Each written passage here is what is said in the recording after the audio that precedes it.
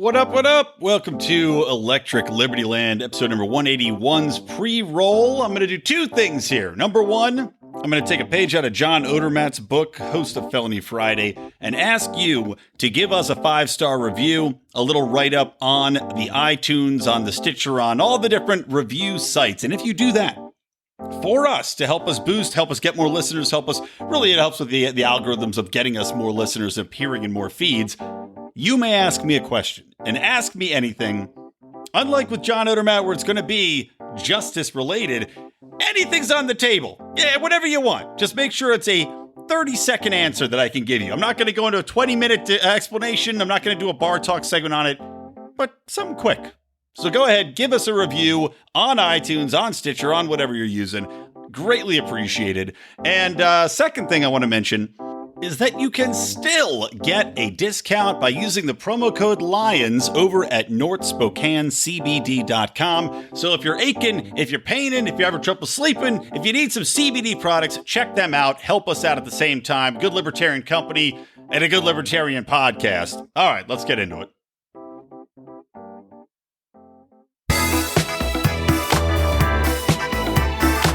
Welcome to Electric Libertyland, here on the Lions of Liberty podcast, your weekly shot of culture, comedy, and liberty with your host, Brian McWilliams.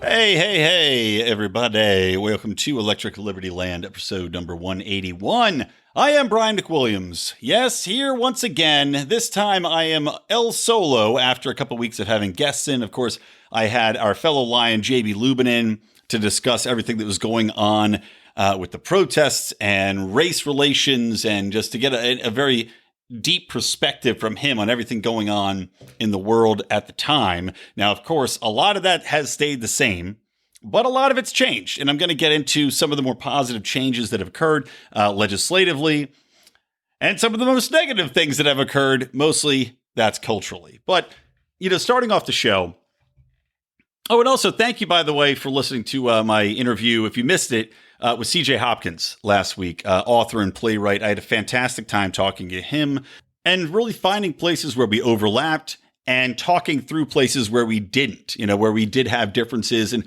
it is a good show of how you should handle conversation, because I know libertarians, we get stuck in our positions. We're not very good at times at giving and taking insofar as conversations go, and you can end up turning people off rather than drawing them in. And it always benefits to try to find common ground rather than stick your sword in the ground and say, thou shalt not pass. Or I guess it was a staff if we're truly going down the nerd hole with the Lord of the Rings.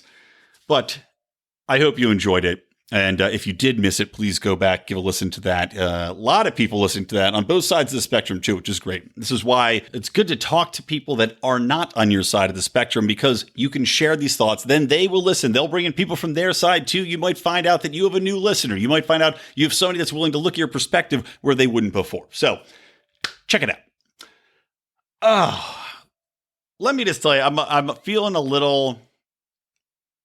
I don't know. I'm feeling a little low energy at the moment. I think that the weight of everything going on right now, as far as, I'd say mostly it's as far as looking at the cancellation culture ratcheting up a bit, looking at journalists in newsrooms getting laid off, like the New York Times opinion editor. They laid him off for having a column by Tom Cotton, who obviously, I think Tom Cotton's a goon. I think he's a war state military-industrial complex clown, and I don't agree with his statement that we need to roll the troops out. But I value hearing that side of the equation. And it's very important to hear that side. When you've got somebody that has as much power as Tom Cotton has, it's kind of important to hear what he has to say. Otherwise, all this shit just might happen, and you're going to have no idea about it. Because as you see, institutions like the New York Times, which is just an absolute joke now, but you see an institution like the New York Times kowtow to journalists, leftist woke journalists, which of course comprise most of its population of reporters now. And honestly, most reporters in general are woke leftists that have been bred into the career by virtue of going to elitist leftist universities and academia, and then just straight pipelined into journalism, where they continue their activism over journalism. And I acknowledge, by the way, that there's no such thing as objectivity. There's always going to be a bias, but the police, aka the editorial staff, aka standards at the newspaper, seem to have completely given up. They've gone away, wherein there's no longer any attempt at objectivity. There's no longer any attempt to remove editorializing. I mean, there are famous stories of the New York Times editors of bygone eras in the 20s and the 30s and the 40s, whatever it is, screaming, get rid of the goddamn editorializing. We no longer have that. We no longer have objectivity. We no longer have any interest in showcasing two sides of an argument, which is a pretty goddamn important thing. When you've got your fucking cities burning to the fucking ground, important to hear both sides of that argument. I can't say this enough times to people, and it seems that my voice, while you guys are listening to it, and much appreciated, it seems that in the overall culture we live in now, and of course, social media has everything to do with it. It is the cause of the echo chamber. It is the cause of intolerance as far as differences of opinion. And I'm going to talk about that in just a bit after I talk about Chappelle's special and how social media is in fact a complete and total cancer. But we have these vital issues wherein one side of the debate is being utterly and completely silenced, and nobody knows if the side that is taking all cultural media, social media prominence, where people are getting fired for daring to even disagree on any level, of daring to say, I mean, a principal got fired from a school district for saying something along the lines, and this is just me paraphrasing, but essentially saying, I don't need to hold up a Black Lives Matter sign in order to show that I'm not racist. And the superintendent of the school fired that person and said that that statement was explicitly racist.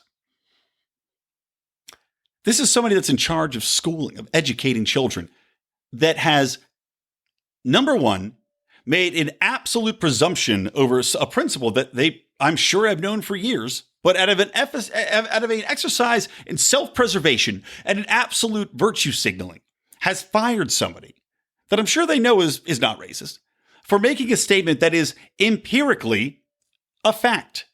You do not need to hold up a sign or change your social media profile to say hashtag BLM or hashtag Black Lives Matter or a black fucking box in order to prove that you are not racist. This is an inarguable fact. And this woman got fired because of it. Now, again, which order to do that? You know what? I'll wait. I'm going to tell my little Facebook story first, and then I'm going to get into my reaction, not a review, but my reaction to Dave Chappelle's 8 minutes and 46 seconds special that he released impromptu style on a Netflix YouTube channel. Because I do have some things to say about it. But I'll share this little anecdote first. And again, why I'm just so frustrated with everything going on right now. So, Rand Paul, in what I feel is quite an epic, Paulus, had put forth the Breonna Taylor Act. I think it's the Breonna Taylor Act, which essentially would ban no-knock police raids on a federal level. Now, I talked about Breonna Taylor and her story several weeks ago. This is an EMT, a black EMT, who was shot and killed in a hail of gunfire when police did a no-knock raid in the middle of the night, got the wrong apartment, busted in the door, claims that they said that they were police and gave ample time and notification. All evidentiary witnesses to the event say the contrary. They said they never heard anything until the door got blown in and gunshots were heard. Her boyfriend, who was in the bedroom with her at the time and who was shot himself 8 times while firing back at what he thought was an intrusion, also says they heard nothing until the cops busted in and started firing. And of course, the Louisiana Police Department has released the absolute most, I don't even know how you'd put it. From what I've read and what I've seen, there's no body cam footage that's been released. There was a report released that had virtually no information in it. So the fight goes on. But he at least has had charges dropped against him. So that tells you that the police know. And this is before all of these protests happen, by the way. But that shows you the police know for a fact they're wrong and that they're going to be exposed. Now, this, of course, Rand Paul puts forward this bill. But this is on the heels of all these progressive fucking politicians and woke-tards accusing him of being a racist because he wanted to put additional nuance and protections into the anti-lynching bill. Now, because the bill's called the anti-lynching bill, God knows anybody that tries to make any alteration to it is going to be slandered and branded as a racist because this is a political game. And these politicians don't really give a shit about you and your opinions. They don't give a shit about your causes. They give a shit about scoring points. So they try to score points. Kamala Harris, of course, is coming after Rand Paul and calling him a racist because he's, quote unquote, delaying this urgent legislation, which, by the way, lynching is already a crime. All this would do would be to raise it to this hate crime level and also put in a lot more deep-seated difficulty for anybody that gets wrapped up in hate crime legislation, right? It really ratchets it up another notch. So Rand Paul is trying to add some nuance into that. And he cites in his defense the fact that black people, white people, all when he gives examples specifically of black people that also were caught up in hate crime legislation and hate crime related crimes, which, caused them to have something like 10 more years added on what should have been a 2-week sentence or would have been no sentence, would have been a community service sentence. But because it's a quote unquote hate crime or has been reported or perceived as such because the woke mob or because woke politicians decide to perceive it or argue it or prosecute it that way, these people end up going to jail for years, ruining their lives. So Rand Paul is trying to put some protections in to add nuance to a bill that is overly broad in all definitions and overly punitive in sentencing and is called a racist because of it. But on the heels of this, he introduces the Breonna Taylor Act to stop no-knock raids. Now, if you're not somebody with your head up their ass, you know that no-knock raids kill an enormous amount of people every year, like a shocking number. I don't have the stats directly in front of me. It's a shocking amount of times they occur. A shocking amount of people actually get injured in these raids. And oftentimes, they are inaccurate, to say the very best. The number of stories that I personally have read where the cops got the wrong house, the person wasn't there, the wrong apartment number, whatever it might be, at least a dozen. And these are just the well-publicized ones. Now, of course, you may also not read about these very often because Google's pulled advertising capabilities with Google Ads and all these other things from Zero Hedge and Federalist. Not that Federalist really covered that much, but Zero Hedge definitely would. That's a topic I'm not going to get deep into on the show. So anyway, I post on my Facebook feed, which I've got a lot of left friends. I've got a lot of comedians who are 99% leftists. I've got a lot of people from all spectrums that are on my Facebook, my Facebook friends. And this one jackass, I'm not going to name him specifically, and this guy also has the notoriety as being the only person I've ever unfriended, right? Because I believe in open dialogue. I believe if I'm going to post something, I'm more than willing to have a conversation about it. And typically, I don't post things unless I know that I can win that argument definitively. A lot of people throw shit up. No, I read the article, I read beyond the headline, and 9 out of 10 times, I know vastly more than anybody that's going to comment back on my story. So I feel very confident arguing with these things. And again, I felt very confident in arguing with this person. But you're going to find out momentarily why I decided he was unfriend-worthy. And so I post a story, a link to an Axios article. And Axios is, by the way, a somewhat legitimate, here's a news site. I don't know. It's still left-leaning, but it's better than some. And it says, Rand Paul introduces Justice for Breonna Taylor Act to ban no-knock warrants. And I write on my page, in advance of this article, I write, this is meaningful legislation.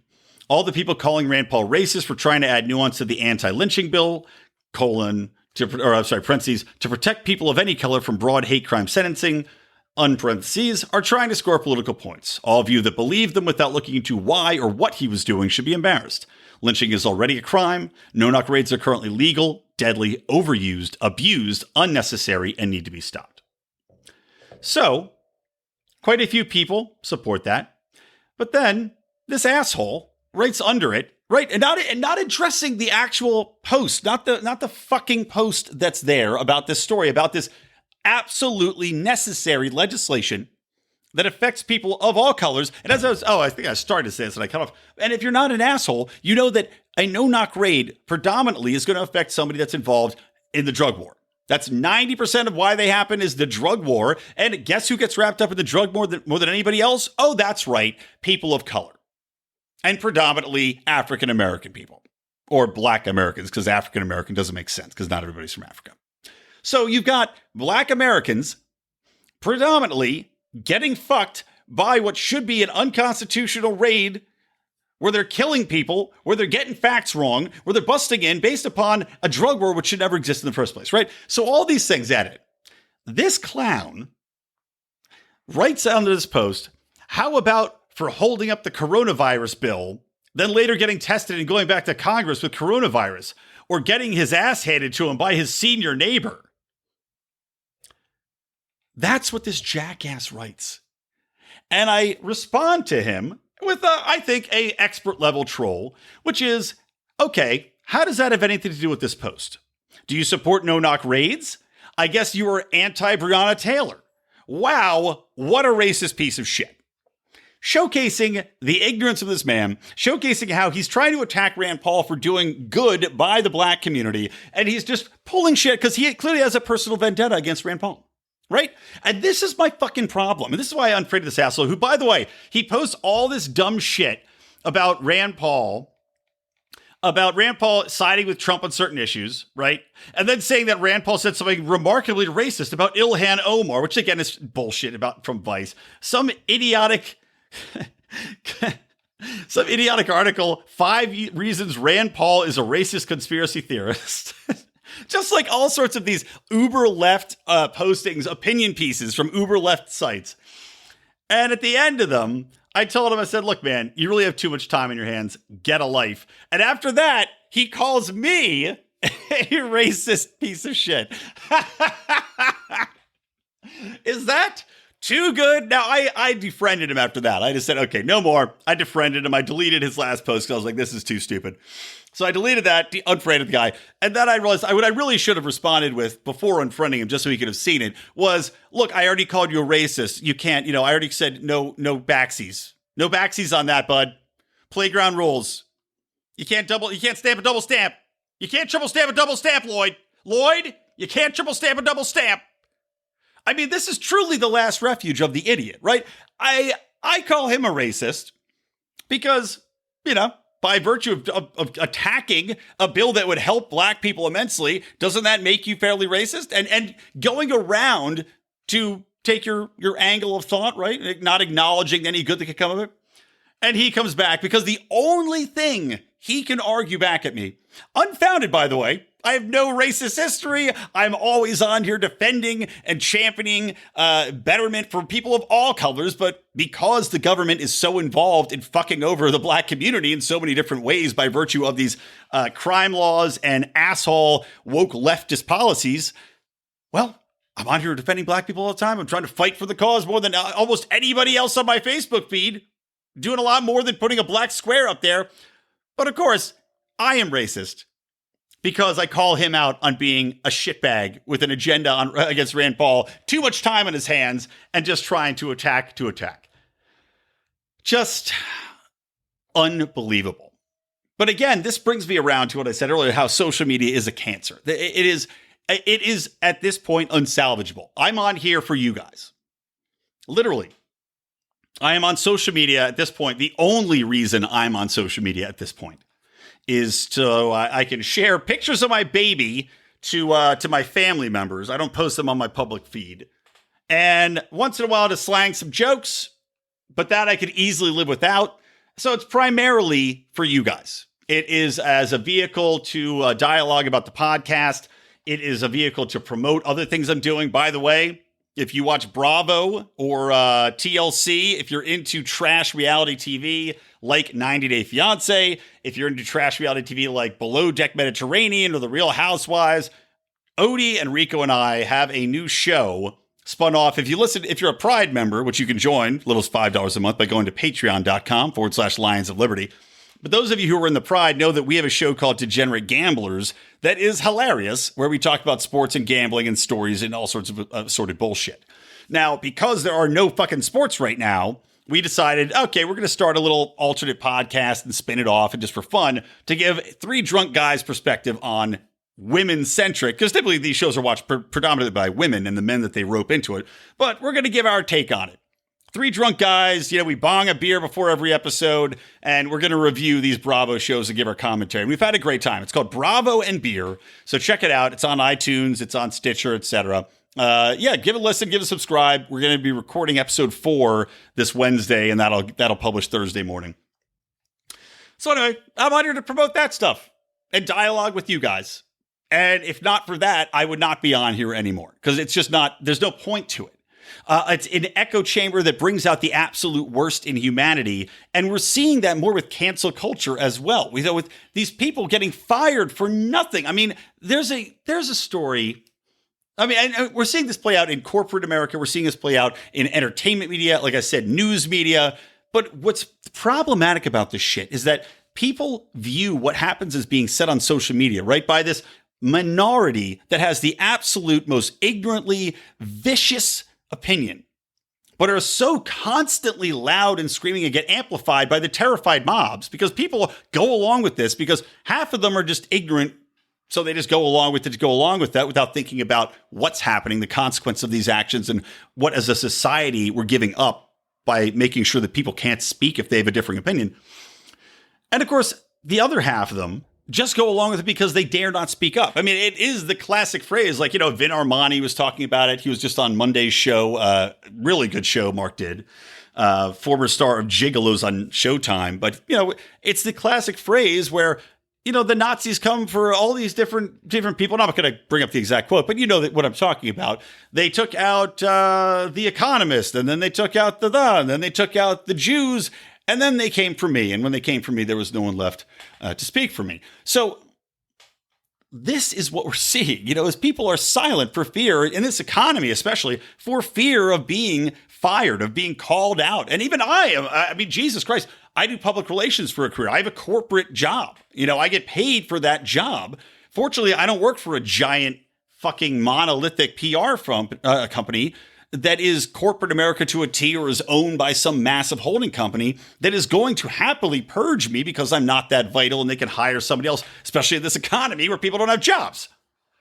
But at the same time, if the leftist mob decides that I'm somebody to target and decides to take something that I've said out of context, and God knows I go on epically long rants, I make very inappropriate jokes, they could pull something out and have me flagellated on the altar of social media and have me blackballed, where somebody's going to try to, look for me if I dare to apply for a job and dig up this shit.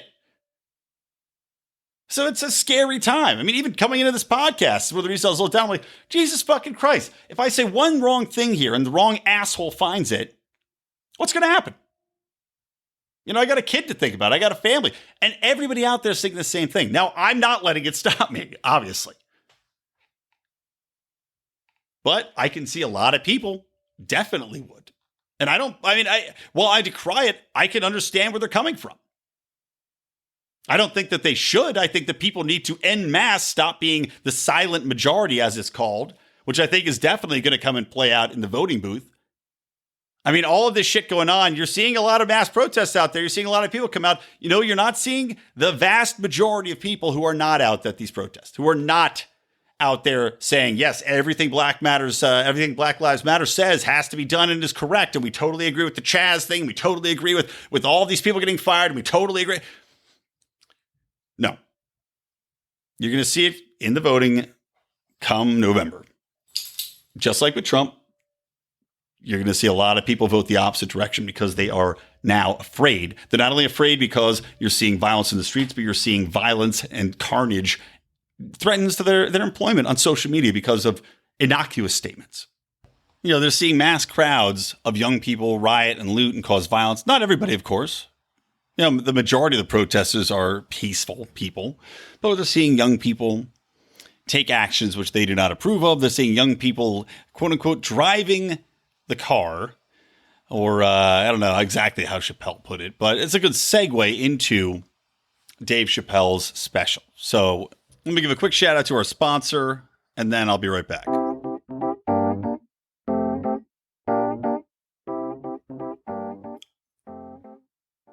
know how old Brian McWilliams starts his day? Well, I'll tell you, it's with a big old cup of coffee. Gets a lot of things done. Gets my brain moving. Gets my bowels moving. Causes some accidents on the dog walks. Not going to lie to you, I drink a lot of coffee. I do that whole fasting thing, intermittent fasting sometimes. I'll drink like 4 cups of black coffee in the morning, because I don't want to be starving. I want my metabolism to go. Then go out on the dog walks. Come home like 4 times. I will start walking 50 feet, come home. You don't want to get too far from home base when things are percolating. But point of this story, guys, is that it's got to be good coffee. If I'm drinking 4 cups of black coffee, I want it to taste good. I want it to be smooth. I want it to be rich. I want it to be high quality gourmet style. And good news, our new supporters over at Lorenzotti Italy. That's Lorenzotti Italy, which you can find at lorenzotti.coffee. I'll spell that out for you a little bit later. They're coming on. These are 2 libertarians who moved to Utah, found that they could not find a good cup of coffee to save their life, let alone a good Italian coffee or an espresso. So what they do? Well, using their entrepreneurship skills, using their libertarian bent and mindset, they decided we're going to start our own company.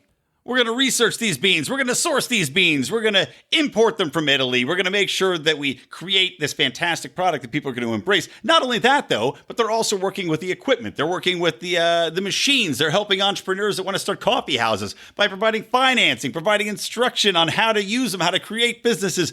Really an amazing libertarian business. And as supporters of this show, good news for you guys, you can use the promo code LIONS at lorenzotti.italy. Now, let me spell that out. That is LORENZOTTI.coffee. That's the website, lorenzotti.coffee. You go there, you use the LIONS code, and you will get 10% off. But make sure you buy 2 tins, because if you don't buy 2 tins, you're going to end up paying for shipping. And that just kind of ruins the entire thing. So you get 2 tins, you get free shipping, you get 10% off with the LIONS code.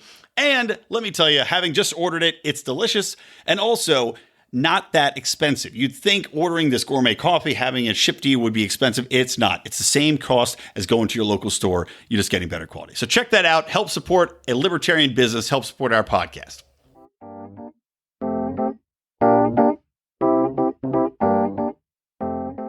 All right. Welcome back to Electric Libertyland 181. Again, I don't know if I should mention this at the top of the show. Those of you who have listened already know this, but you can find all the show notes today, links to all the stories at lionsofliberty.com/ELL181.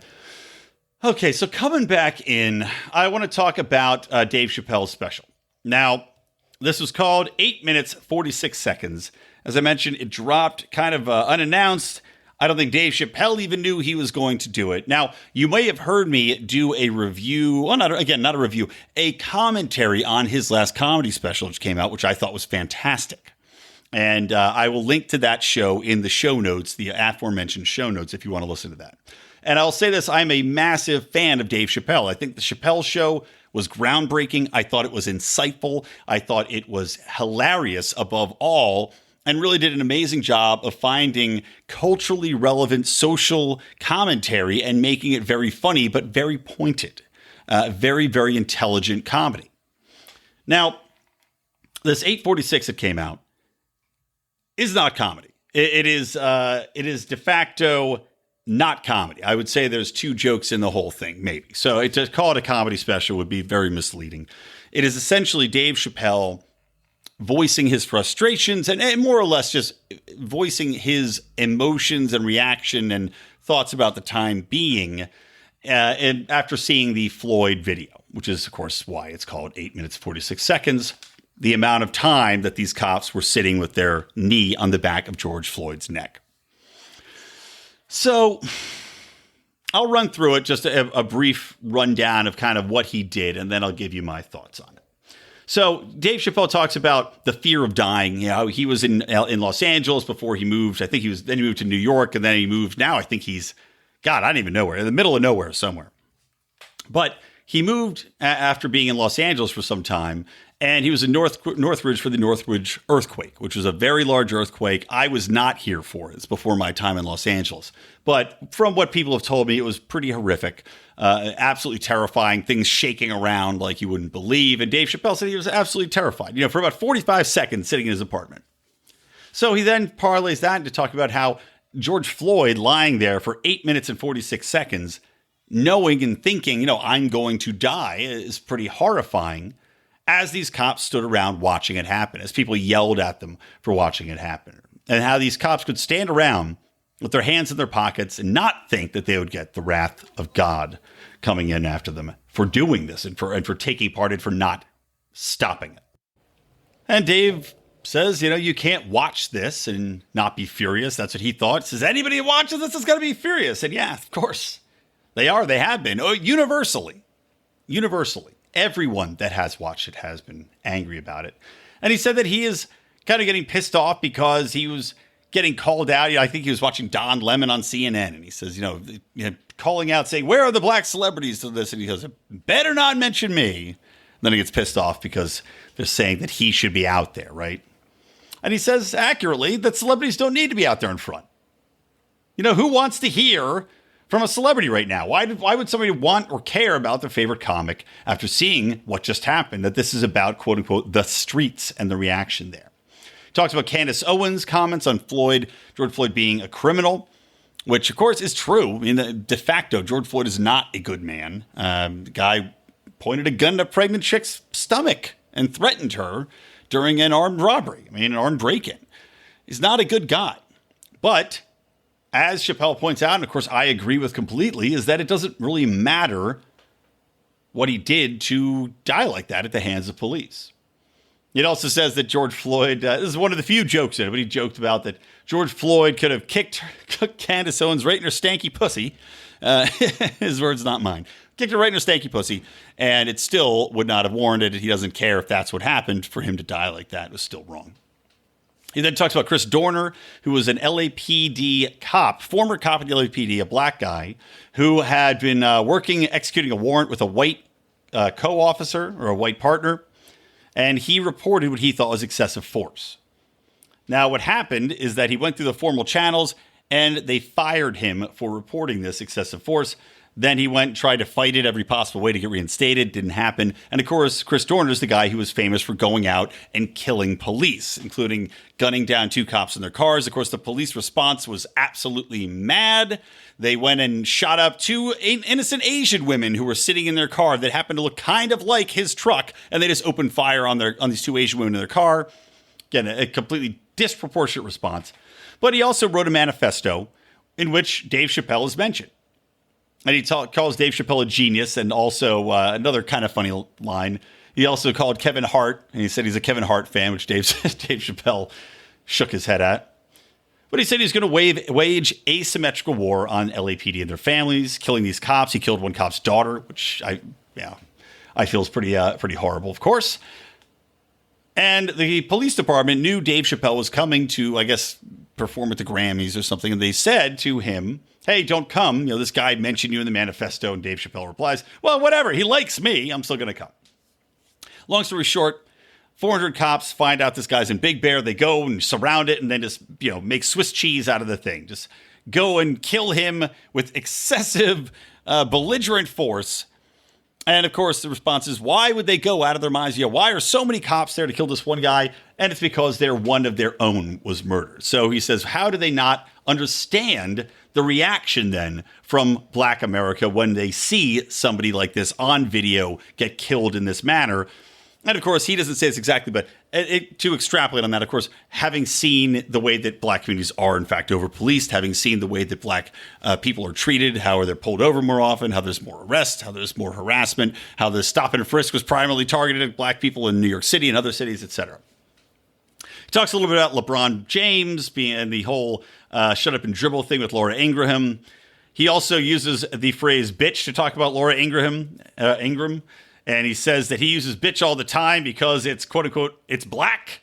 I don't know. I just wrote a note to myself that no one's objecting to that. Not that I really personally give a shit, but it's kind of funny that you're not seeing people push back, especially some of these female reviewers.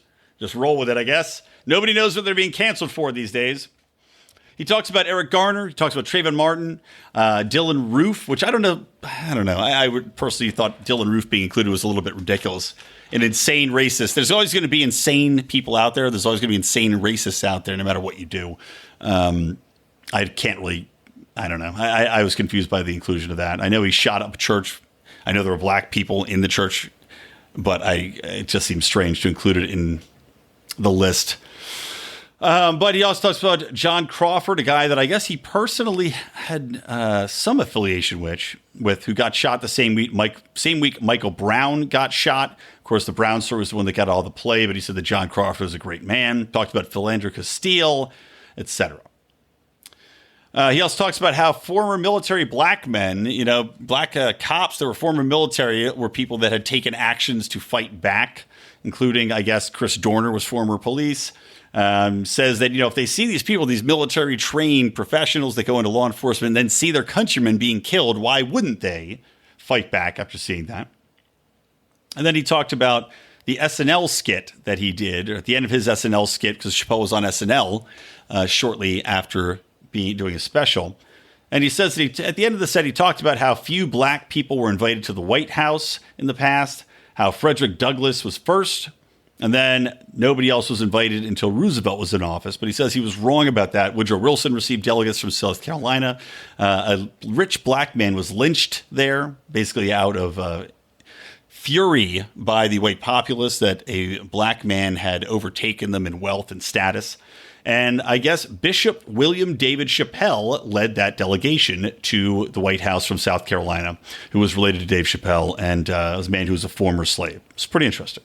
His point being that slavery wasn't that long ago, that his father and grandmother, knew this man personally, that it was great-grandfather, and that slavery was not so far forgotten in the past that it is no longer a thing.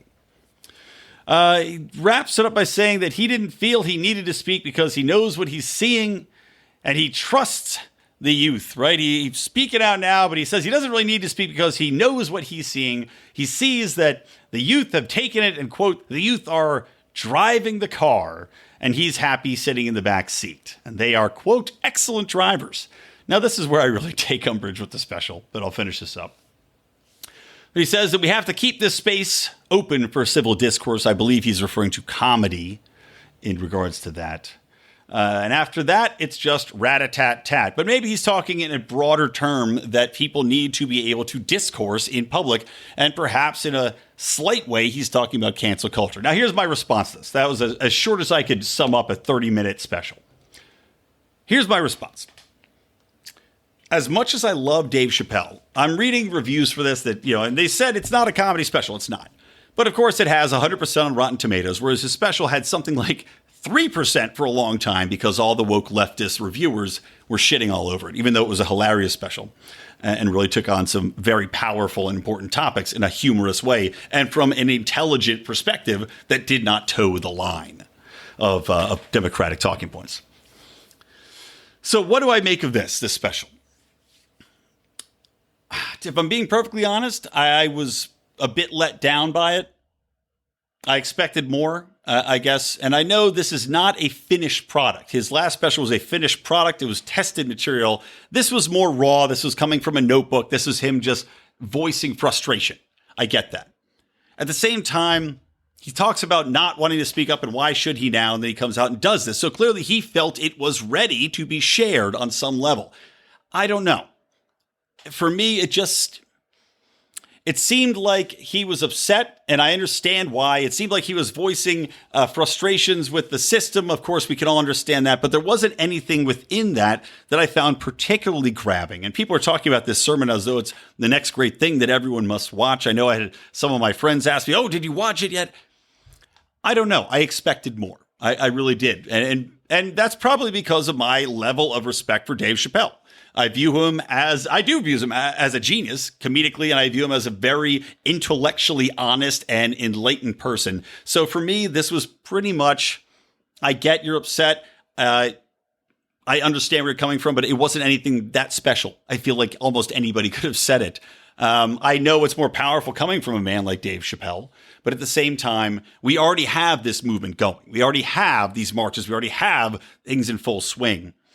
So for me, what I took away from it was I was more upset with the way he finished by talking about how he's happy not to speak at this point because he's happy with the way things are going. And he's happy with the youth driving the car and him sitting in the back seat. And that's really what grabbed me and kind of aggravated me, because we see what's happening with the culture. We see cancel culture taking front seat. We see people, nobody even knows what you can and can't be canceled for anymore. And Dave Chappelle is in a very privileged position as somebody in the public eye, where he has so much money and so much clout that he can't be canceled. He's J.K. Rowling. He can't be canceled. And that's a nice position to be in. So while you are content to sit in the back and let the youth drive, the youth are terrifying to any of us trying to have the civil discourse that you just said was important. And if we don't have civil discourse, then it does come to rat-a-tat-tat. And that's what it will come to. If discourse breaks down, if people continue violent actions and violent protests and take over city blocks, which I'm going to talk about next, then we do have no other option than violence and then potential civil war. So it doesn't make me very happy to see somebody like Dave Chappelle, who could take this opportunity to encourage more civil discourse, to come out more against cancel culture, to say, look, I support this and I'm with you and I understand. Here's the context of why I understand it. Here's my relative that was a slave and how it was good to remind people of slavery. It's good to list the people that have been disproportionately hurt by policies. But he doesn't bring up the policies. He just is saying, yeah, be angry. I mean, I'm not going to say he's saying, yeah, go out, kill cops to get vengeance, but I could see how people could take that away from it. And to cede the movement to the younger generation when the older generation has more perspective. They've been there. They've been the ones fighting for this all along. To cede that movement to people who, I'm sorry, the young are typically the stupidest fucking people out there. And to just say, you drive, ignorant jerk-offs. You drive, people who are literally trying to drive us off a cliff at high speeds. You there that want no social discourse, that want ample censorship, that are trying to get people fired for voicing a different opinion. You take this car and drive it. Seems like an abdication of responsibility from a man who has a very powerful voice. So for me, I was very disappointed in the overall culminating message while appreciating the sentiment. So there you go. That's my take. Okay, let's get into the CHAZ / the Chop with the brand new Seattle-based television show, What's CHAZ-zening?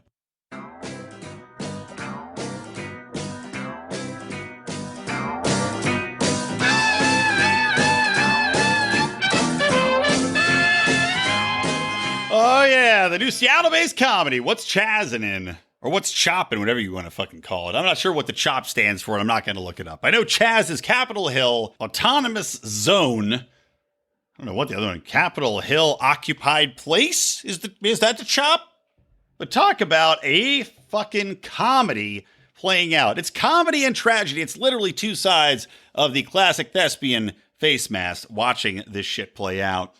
And the reason I want to talk about it and do one of my classic segments, while I'll do the intro for in a minute, is because as libertarians, we're faced with kind of an interesting set of circumstances to discuss, where we're coming from a place of, yep, that's something that in theory we could support, were it not for all of the armed taking of private property and, of course, the infringements that played out from that. So let me play my intro and then we'll get into What's CHAZ-zening with another episode of Bar Talk.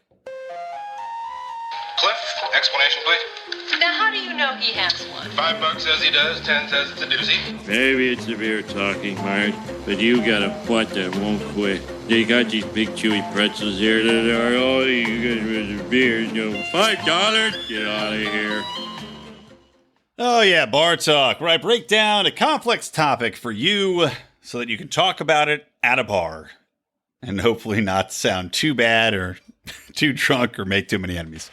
Of course, this comes from my long-standing tradition of talking to dudes at bars. So let's talk some CHAZ. Number one, right, on the surface, you look at people taking over an area of a city, right, and declaring independence, of seceding from it. And as libertarians, that's something you look at and you say, that's something we could get behind, right? If you want to secede from a state or a region, if you as the people decide that you want to do that, great. If you're doing it in a non-violent manner, if all the people that have vested property rights in that area agree or are compensated should you seize their property, then okay, you do that. That's great. And I've heard libertarians say, well, why haven't we tried this? Now, number one, if libertarians tried this, you would without a doubt see police and National Guard called in immediately. You'd have a Waco-like situation or an Amon Bundy type situation. That much I can assure you. So as libertarians, you have to realize that there's a huge difference between the way public perception treats and media and law enforcement and the military and the government treat libertarians versus Black Lives Matter. And this is something that people might turn their eyes up or say, oh, give me a break. A bunch of libertarians, you haven't been oppressed. Okay. Maybe most libertarians have not been oppressed historically. And now, granted, that doesn't take into account the number of Black libertarians, which are very much a part of the movement, and the Latinos and, I don't know, Asians and everybody else that's in here. It's not just white people. But we don't have the absolutely bulletproof Black Lives Matter mantra, support, fawning corporate press, and fear from local and state governments as to stepping over the boundaries and inciting riots that Black Lives Matter has. I mean, nobody is going in the street. Like Duncan Lemp, in theory, I don't know if he was a libertarian or not. I know he was probably on the anarchist side of things as a Boogaloo advocate, or at least somebody that spoke about the Boogaloo. But Duncan Lemp was killed in cold blood, and he was absolutely murdered by the police in a horrible act of violence that was absolutely indefensible. But we didn't have these type of marches. And you could have 50 libertarians killed by police or killed by military or summarily taken out, and you would not have any sort of outrage from the general populace. You would not have media saying that this is a travesty. It would be painted as warranted actions. It would be painted as these people were militias, these people were terrorists, these people were anti-government actors. Even though we're seeing that exact same thing play out here. We are seeing literally the exact same anti-government, we want change sentiment playing out here. But no one dares to say anything against it nor take action against it. So let me just put that out there, number one. Number two, the biggest difference between a libertarian philosophy taking a city center like this and what happened in the wake of the protest with this warlord, Simone, I believe his name's Simone Raz, if I'm saying that right. So, yeah, warlord Raz, Simone, or Raz Simone. So what's different between these people taking over, and of course, he wasn't the one that led this entire movement. Raz Simone was not the guy that definitively said, we're going to take over this area. I'm sure this was something that just gained steam. People were talking about it, and then boom, it kind of steamrolled into, we're going to take back this area, which is Capitol Hill. It's like an urban center. Supposedly it's a big epicenter for LGBTQ. A lot of nightlife is there. So I'm sure it just kind of rolled into, we're all here, let's do this thing. And everybody said, yeah, okay, let's do it. And of course, it's during the lockdowns, so none of these people have jobs to go to. And again, I do theorize that a lot of these protests would have been over long ago if people actually had jobs to go back to. But of course, the government got rid of all of those when they forced us to stay home because of a thing called COVID, which seems less real by the day. But we had this area taken over. Now, everyone knows that if there is a power vacuum, that will be filled. And the person that filled it is apparently this guy, Raz Simone, who is a hip-hop artist and also is a very rich guy. Apparently he's a millionaire. I'm reading this Forbes article about him. He owns a lot of properties. He is, I would argue, quite elite. Owns multiple million-dollar properties in Seattle, drives a Tesla, and plans to enact and build scalable and profitable business enterprises to build his community and society, if this article is to be believed. And I don't have any reason not to believe it.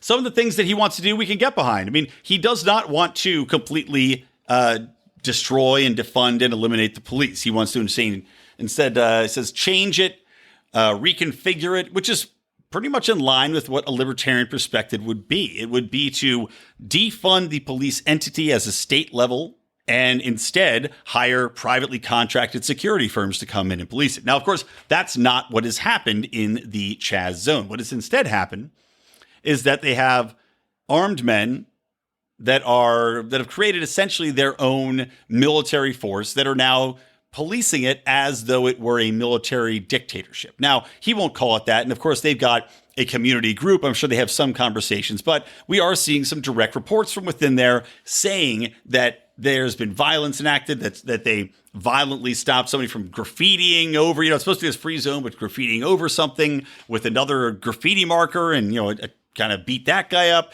Another man had tried to walk in and give a sermon, a Christian priest. Accounts say that man was beaten, that they took his cell phone, that they, had censored him and thrown him out. Now, as we know, if you have your own society, you can dictate who comes in and who is permitted in that society if you have private property. And this is why borders are, in fact, a thing no matter what society you create. If it's not a state border, you're still going to have a border on your private property, your property you own if you have a community that you would define. But they've got their borders up. They put up barricades, they put up fences, and they're keeping people out. Just kind of funny.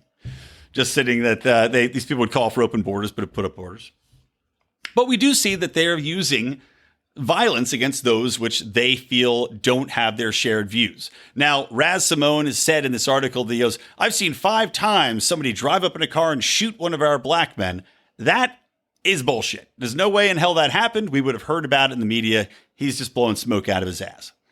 But there may have been other times where people tried to come in. There may have been times where people tried to break through that we don't know about.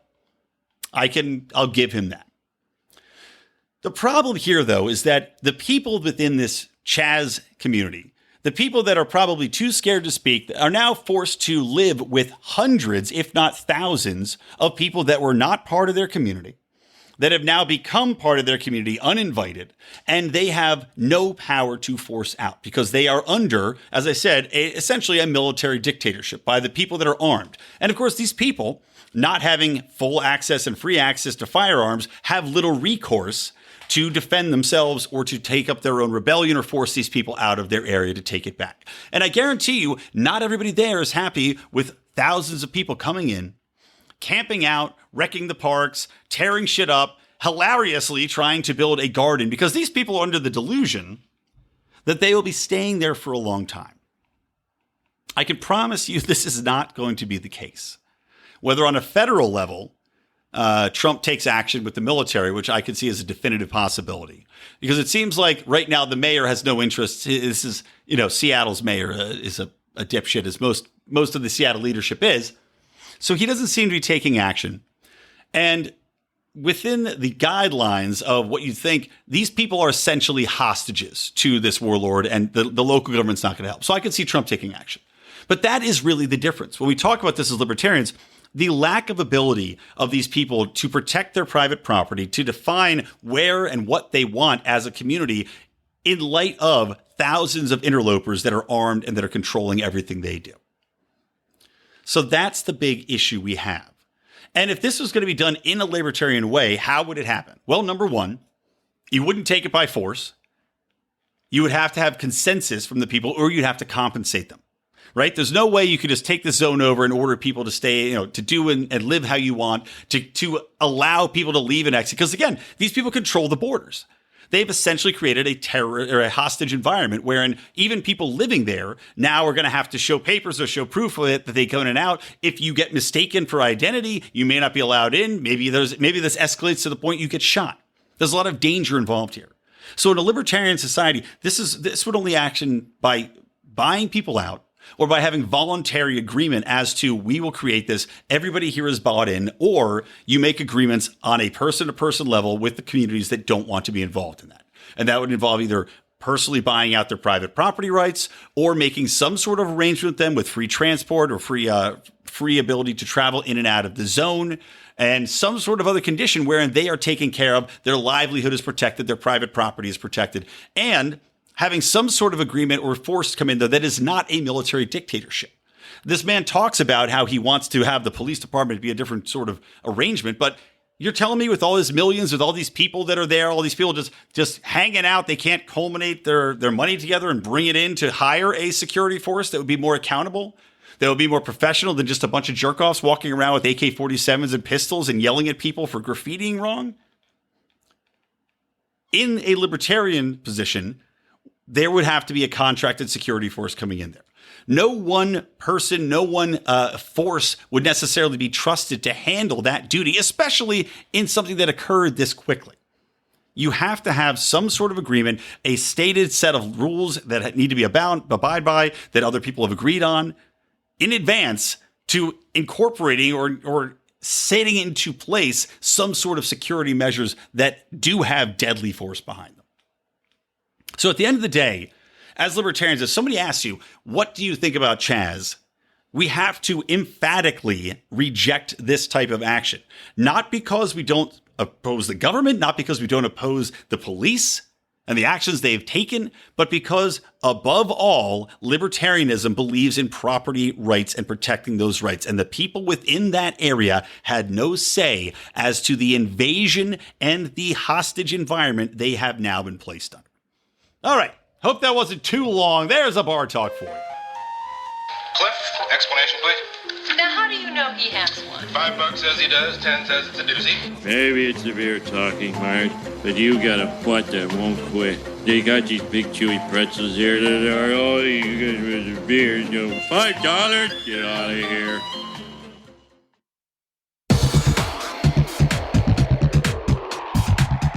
All right, another quick little break here. I want to tell you about an awesome podcast from another supporter of our show named the Scarif Scuttlebutt.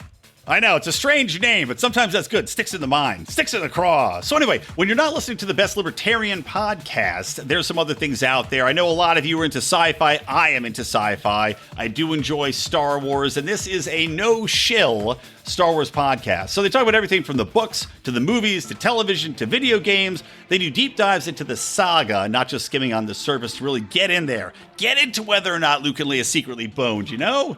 Get in there deep. So they talk about topics such as politics, propaganda, and even fate versus free will as well in the context of this saga, spinning off from that to have really fascinating conversations. They're not afraid to speak their minds. That much I would know, and you should know if they're supporters of this podcast. So again, you can find them on Twitter at Scarif Podcast. That's SCARIF Podcast, or of course, anywhere you listen to your favorite podcast. All right, we're back in it. God, it's already an hour into this show. I am one long-winded prick. You guys know that? Yeah, you know it. Okay, a couple things to talk about. Just getting back into how about the Supreme Court not talking about and taking on concealed carry arguments, deciding they're not going to hear that case, just cowardly. I mean, Clarence Thomas, not Gorsuch, mind you. Clarence Thomas really went out of his way to talk about how they have prolonged their decade-long failure to protect the Second Amendment. Just absolutely atrocious. And of course, the Supreme Court also will not hear the qualified immunity arguments. Now, that's something that hopefully Justin Amash can push forward to the front lines because he has already gained tripartisan Democrat, Republican, of course, Libertarian is the only Libertarian as in Congress right now. But he has put forth his own bill to end qualified immunity. That is fantastic. So hopefully we don't have to worry about the Supreme Court weighing it in. And of course, if you listen to my show with J.B. Lubin 2 episodes ago, where we talked about qualified immunity, and he brought up something that I didn't know, which is that the Supreme Court introduced qualified immunity, which wasn't a thing, didn't exist to protect the cops and make them basically immune to being prosecuted or having people come after them for the murders that they commit. That didn't come into play until 1967, coincidentally, during some particularly bad rioting in Detroit. So, anyway, thank you, Clarence Thomas, for standing up. Shame on every other Supreme Court justice. But in the meantime, though, they did go out of their way to placate the left, and as far as LGBTQ, transgender protections, etc., by saying that the 1964 Equality Bill or Equality Act does in fact encompass sex as a broader term, not just discrimination on the basis of sex as a male or female, but in the larger context of whatever sex you identify as now. Now, to me, that does seem to be a fairly messy thing because with their 72 genders now, you could have somebody be eliminated from a position and then go back and argue they were eliminated for being, I don't know, a cat person or a person that has a duck corkscrew dick. I don't fucking know. But tends to be messy. At the same time, if we're going to accept that this act is a thing, and of course, as a libertarian, I think you should be able to get fired for any reason at all by a private employer. Not a state employer, mind you, but as a private business owner, you should be able to fire somebody for whatever you want to fire them for. Now, and also that you should be able to decide who you want to do business with for any reason that you might decide. But on the same level, if you have this act, if it exists, and it bans discrimination on the basis of sex, I also can't make a real argument under the basis of the guidelines that they're using to say that, okay, well, transgender people should not benefit from that. Or LGBTQ and their sexual orientation should not benefit from that. Maybe some libertarians are going to be pissed off at me for interpreting it that way, but if that is going to stand, that discrimination law on the basis of sex, I can understand why the Supreme Court ruled that way. I think it's going to be horribly messy. I don't think there should be an equality law for discrimination on the basis of sex in regards to employers. But if there exists one, this makes sense to me. Okay, moving on. How about, this is a good one. So Trump actually took some signing of executive orders. He wants to track police misconduct and on improve officer training, as well as, I believe, look to limit chokeholds. And this is a little bit confusing. Limit chokeholds only to circumstances where the officer fears for his or her life.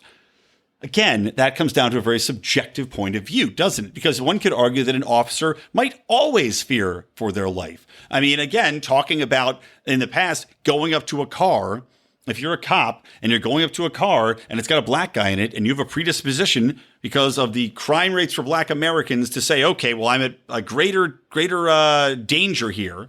And I guess statistically, this is what I'll get canceled for, watch. Statistically, I think officers are 18 times more likely to be killed by a black man than a black man to be killed by an officer. That was a recent stat I read. I wrote it. There you go. That's what I really get canceled for.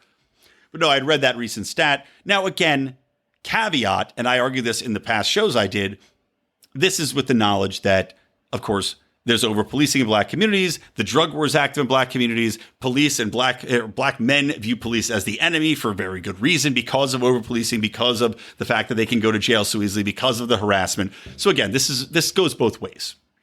But devil's advocate, you can see where a cop would say, okay, I might be in danger.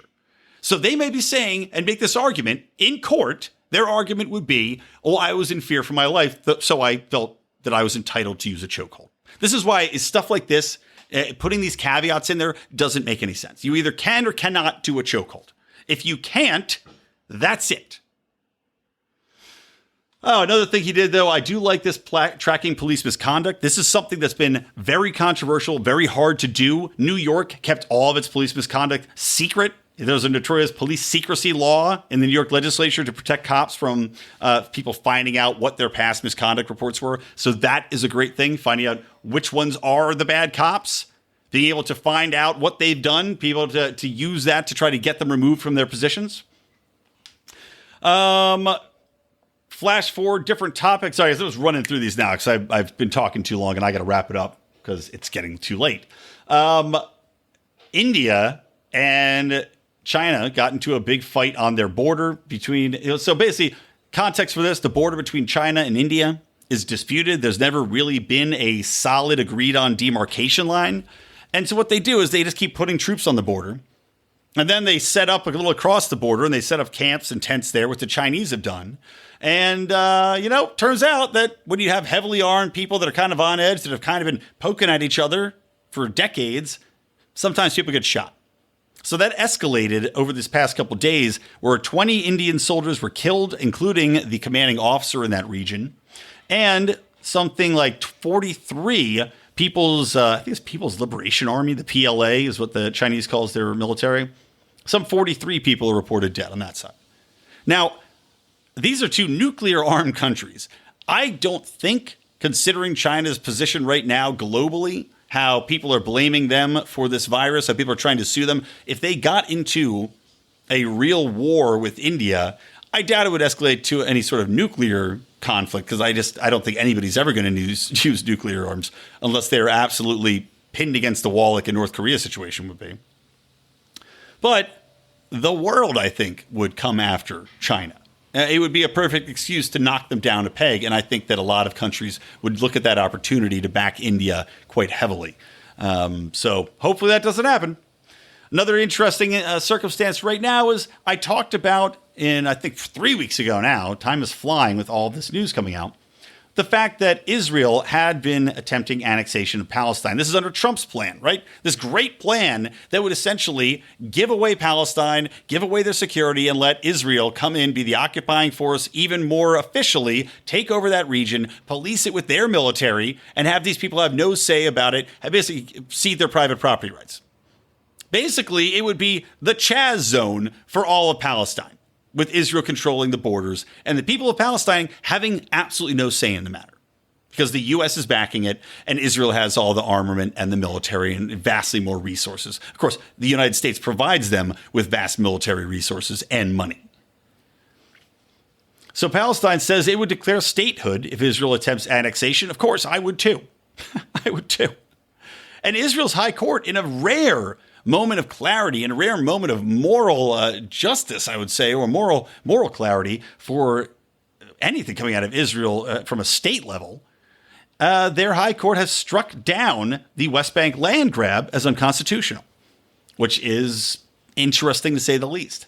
And at the same time, AIPAC, which of course I can't stand because all they do is bully and threaten and basically funnel money to the politicians that they like and try to ruin the careers of those that they don't, not necessarily based upon any real evidence, but because why not?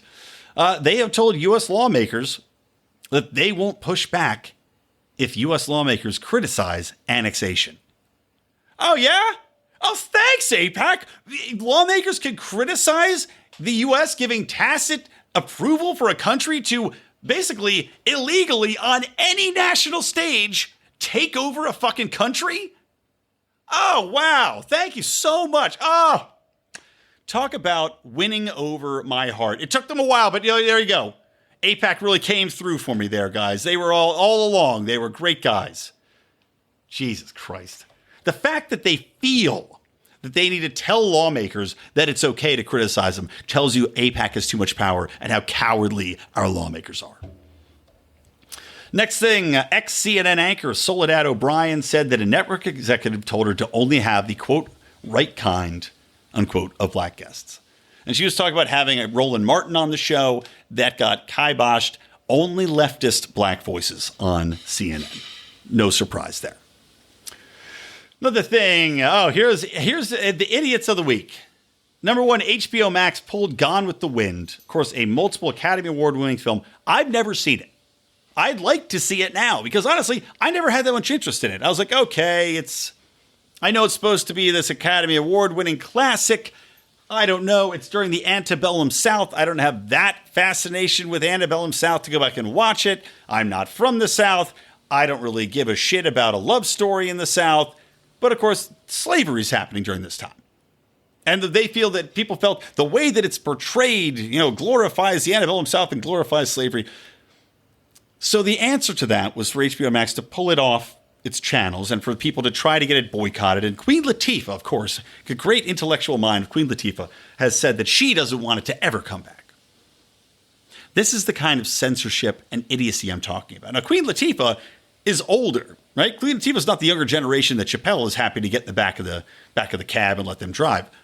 But this kind of reactionary, history erasing bullshit drives me insane. It's the same thing with taking down Confederate statues, the same thing with defacing these monuments and removing all these references.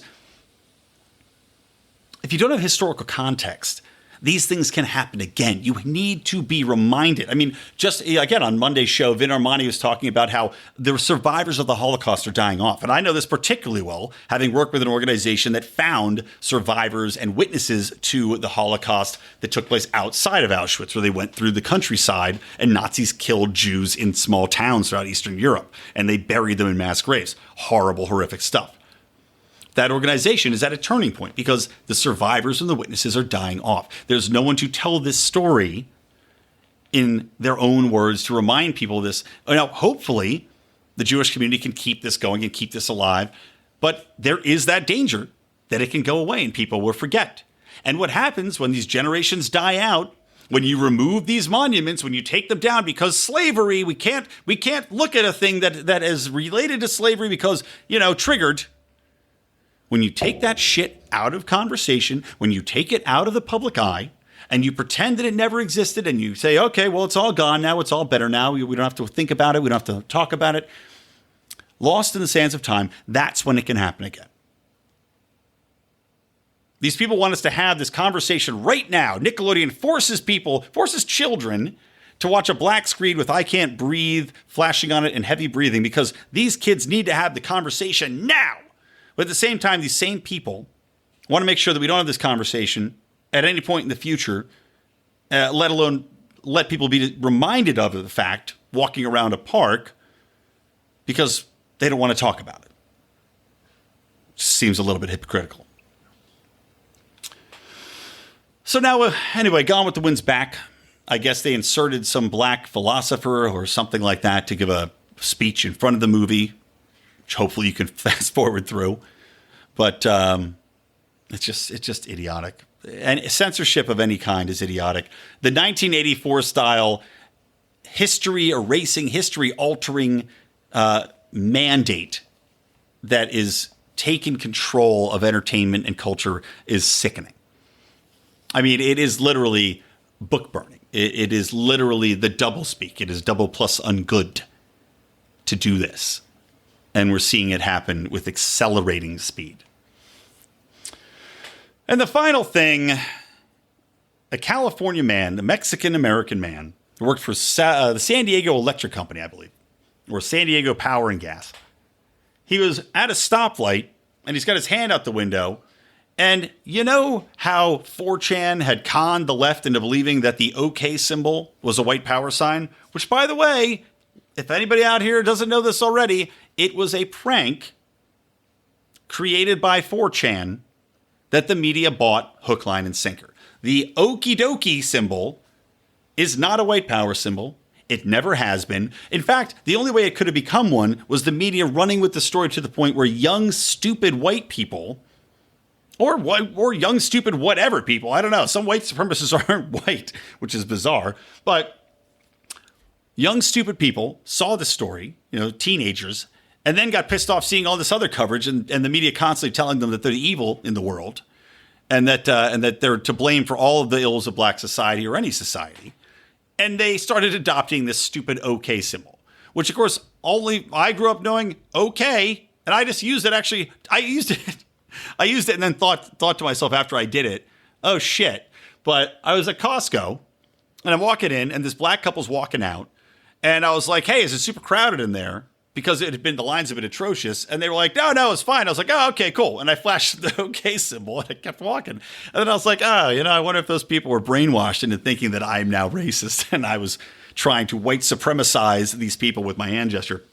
Anyway, this is a long story for a very short article. So this guy's at the stoplight and he's got his hands out and he's like, people can crack their knuckles by pulling back the finger. So he's doing that with his thumb and some fucking jerk off in the car next to him takes a picture. The guy can't even see him, by the way.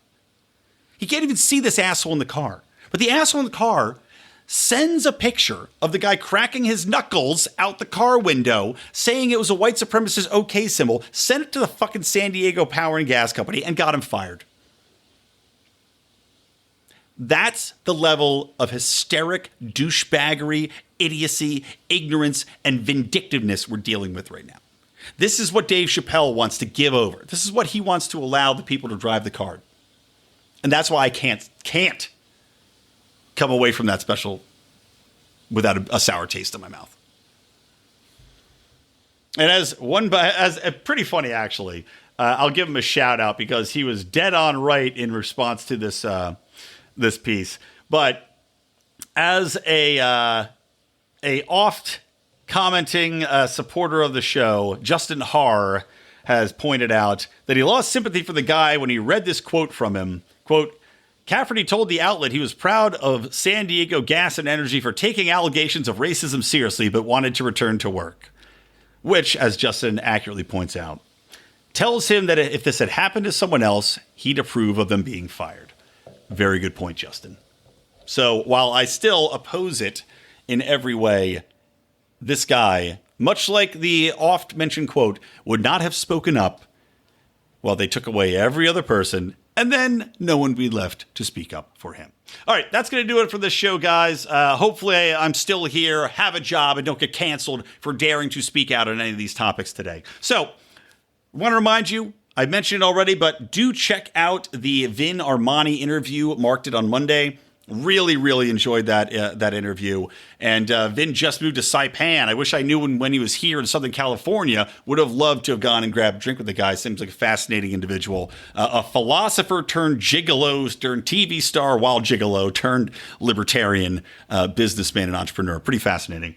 And, of course, John Odermatt, Felony Fridays, every Friday. Don't miss that. The excellent work that John is doing over there and has been doing for a very long time, predating all of this latest jumping on of the bandwagon to fight back against the police state.